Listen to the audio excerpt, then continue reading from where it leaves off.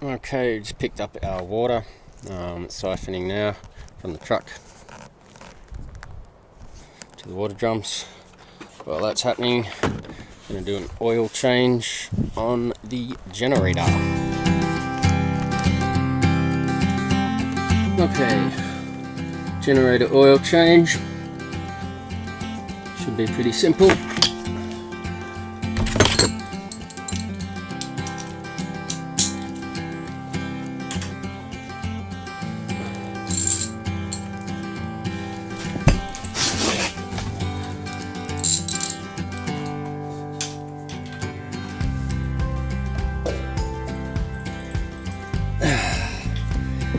Okay. What do we got?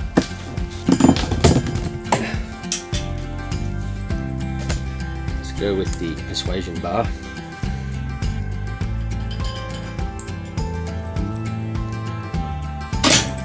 There she goes.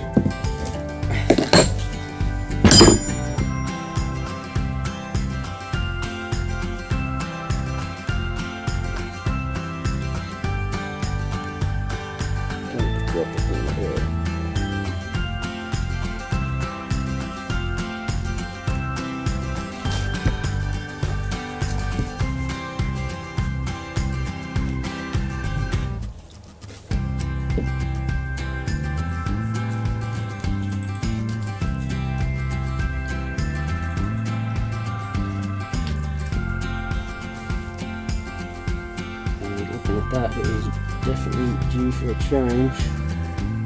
It did say 25 hours, and I did unintentionally let it go a little longer than that. But that's alright.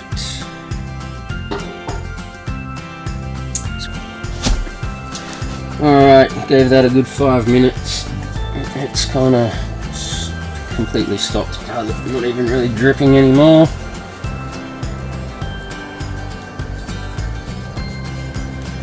And I put the plug back in very carefully. Cross thread it. And we're not going to use the bar of persuasion to tighten it, because I do not want to over tighten it.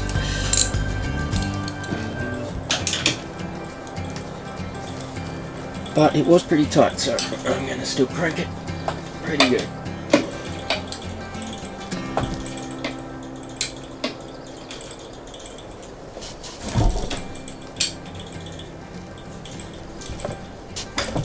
Okay.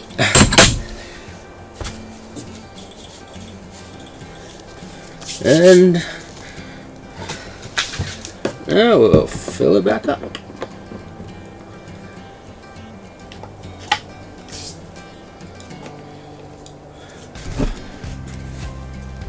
This is the Firman 7500W dual fuel generator. We're running on propane because it's basically $1 cheaper than the ridiculous price of gasoline.